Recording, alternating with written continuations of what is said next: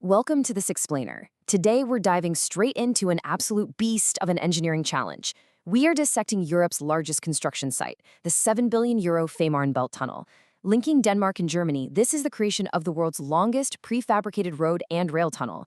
It's an unprecedented logistical marvel, and we are going to look at exactly how engineers are pulling off this seemingly impossible build. First up, Section 1, the ultimate mega project. To really understand the engineering here, you first have to wrap your head around the sheer scale. The construction site alone is a hyper-industrialized complex covering an area equivalent to 600 football fields. It's a sprawling manufacturing hub sitting right on the coastline, dedicated to doing one thing: building a massive tunnel section by section before it ever even touches the water. And the raw materials required? Just as mind-bending. The steel framework needed for this single project is equivalent to 50 Eiffel Towers. Let that sink in. That is the sheer volume of metal being assembled as just the first step before a single drop of concrete is poured. It's an unprecedented scale of manufacturing happening right on the shores of the Baltic Sea. Which brings us to Section 2, tunnel over bridge trade-offs. Spanning 18 kilometers of the Baltic Sea essentially forced engineers into a corner. Traditional tunnel boring machines? Totally useless, because the seabed bedrock was simply too soft to drill through safely. So, a massive suspension bridge seemed like the logical alternative, right? Well, a north-south bridge would face brutal perpendicular crosswinds. And worse, the water here is 30 meters deep and acts as a major corridor for global cargo ships. The risk of a massive vessel crashing into a bridge column was just way too high. So, a completely submerged tunnel became the only secure option. Let's look at how they're doing it in Section 3. The Lego brick assembly. Since they couldn't drill and they couldn't safely build over the water, engineers opted for the prefabricated immersion method. Basically, inside 3 colossal halls on land, workers are molding individual tunnel segments out of steel and concrete. Each one of these segments spans over 200 meters long. Once they're finished, they're floated out to sea and carefully lowered into a pre-dug trench right on the seabed. The source material describes this perfectly. 90 of these massive segments are going to be constructed and linked together underwater, literally like giant Lego bricks. They construct them on land, seal them up, float them out, and snap them into place, one after another, to form a continuous 18-kilometer highway and railway beneath the Baltic.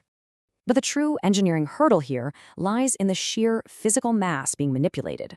We are talking about 90 individual elements, and each one weighs a staggering 73,000 tons. Just floating a 73,000-ton concrete block into the open ocean, controlling its descent and aligning it against strong tidal currents is an absolutely unprecedented challenge. This takes us to Section 4, pin and catch precision. To conquer this crazy maneuver, engineers deployed a brilliant pin and catch system. Once that 73,000-ton behemoth is lowered into the seabed trench, massive mechanical arms physically reach out and grab the floating element. These arms slowly and meticulously drag it through the dark water. Then, once it's docked tightly with the previous segment, the massive steel bulkheads holding the ocean back are removed, opening up the next section of the tunnel.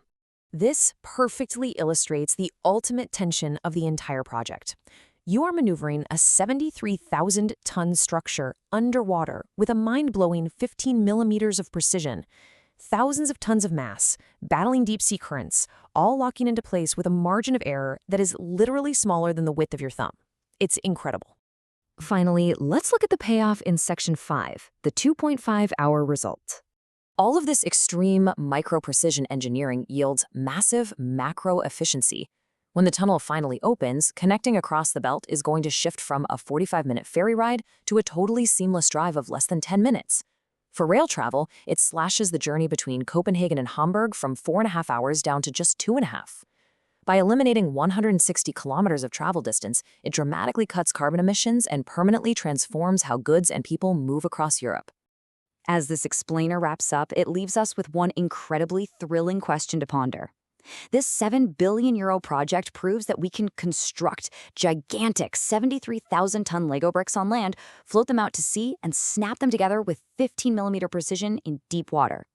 Once we've proven we can successfully conquer the Baltic Sea using this prefabricated immersion tech, what other impossible geographical divides is engineering going to conquer next?